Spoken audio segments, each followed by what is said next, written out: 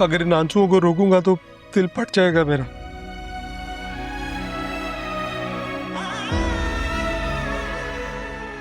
और मैं हूं आपके पास, प्लीज टेक इट इजी।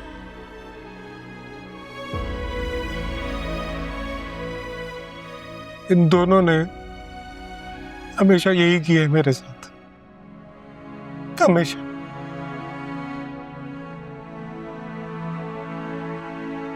क्या?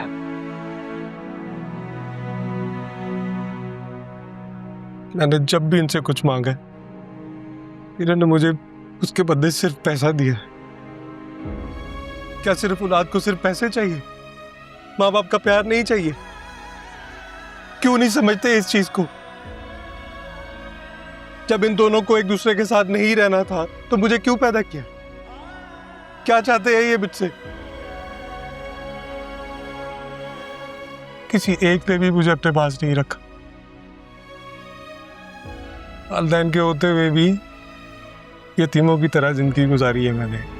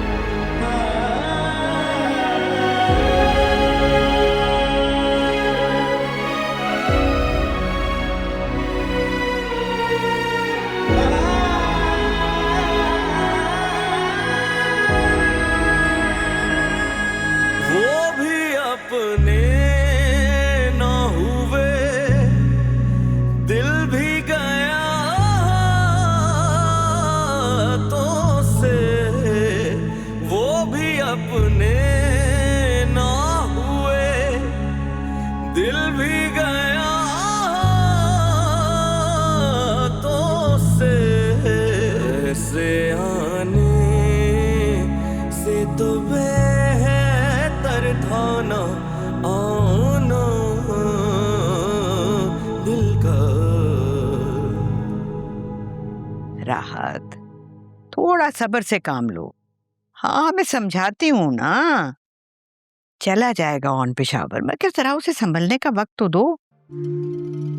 अच्छा, मैं बाद में तुमसे बात करूंगी इत्मीनान से। खुदा हाफिज। क्या कह रही थी राहत? कुछ नहीं, बस कह रही थी कि ऑन को मैं जरा समझाऊं। आप देखो ना, ऑन के बाप का कोई भाई था तो नहीं, बस 2 बहनें थीं जिन्होंने उसका घर बसने ना दिया। जोंके बनकर चिमटी रही हैं और अब उनके बच्चों को टेंशन हो रही है इस जायदाद की। वैसे बैरिस्टर नवीद कह रहा था कि ऑन को तो सब कुछ फौरन टेक ओवर कर लेना चाहिए। वैसे कितनी कोई प्रॉपर्टी होगी? अरे करोड़ों की जायदाद है। और शुक्र है जाते जाते अपने इकलौते बेटे के लिए ये तो किया। हाँ, मगर ऑन तो साफ कह रहा था कि उसे कुछ नहीं चाहिए। क्या मतलब, कैसे नहीं चाहिए? आप उसे समझाएं ना, ये तो सरासर पागलपना हुआ। ठीक कह रही है शमसा, सारी जिंदगी मिलने नहीं दिया अपने इकलौते बेटे से। और तो और मेरी बेटी का बसा बसाया घर भी बर्बाद कर दिया इसी जायदाद के चक्कर में।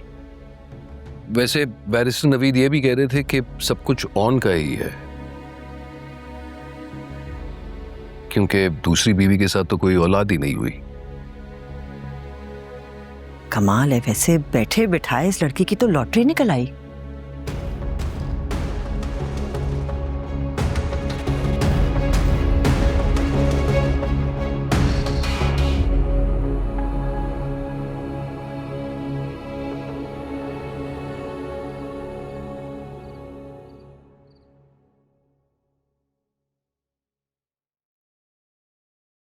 उठाया उसने फोन?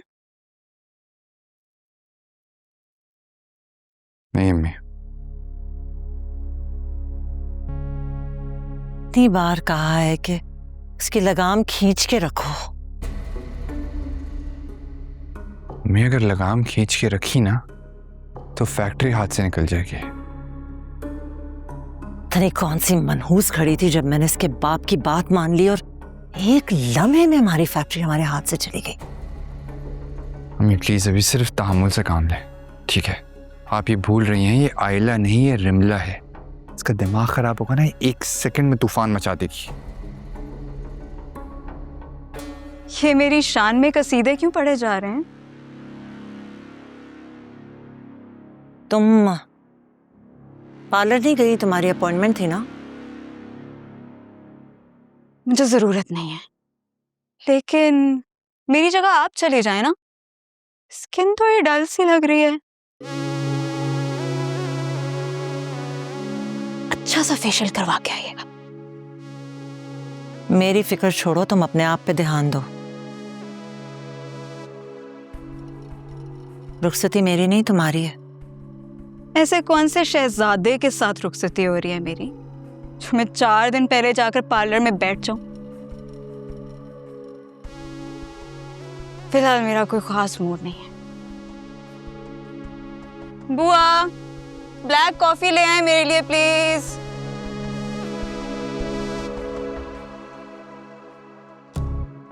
देख रहे हो तुम इसे?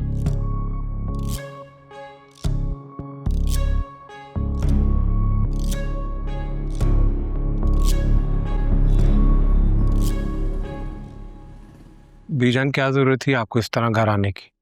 आपका अपना घर है, आप जब मर्जी आए, मगर मैं बिल्कुल ठीक हूँ।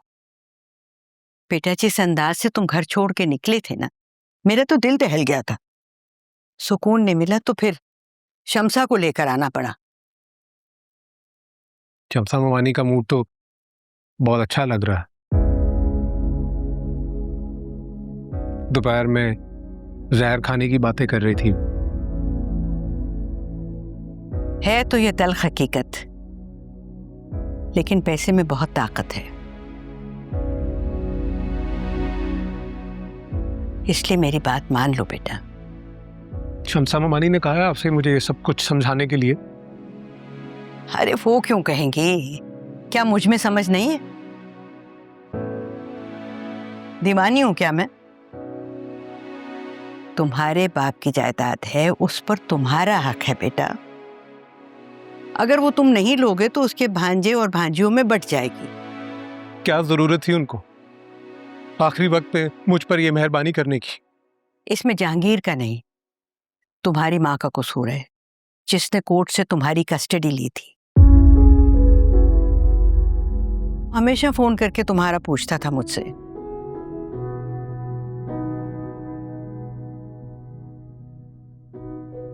रिशाद, आपने मुझे कभी ये सब कुछ क्यों नहीं बताया? बेटा कभी तुमने सुकून से बैठकर अपने माँ बाप के बारे में बात की ही नहीं, सुनी ही नहीं। तुम तो हर वक्त हवा से लड़ते रहते थे।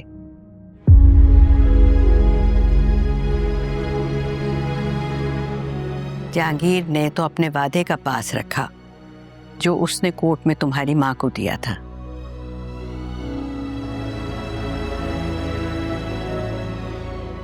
अब बेटा तुम भी खत्म करो इस बात को और जाके अपने बाप की जायदाद पर, जो तुम्हारी जायदाद है, उसको खुले दिल से कबूल करो।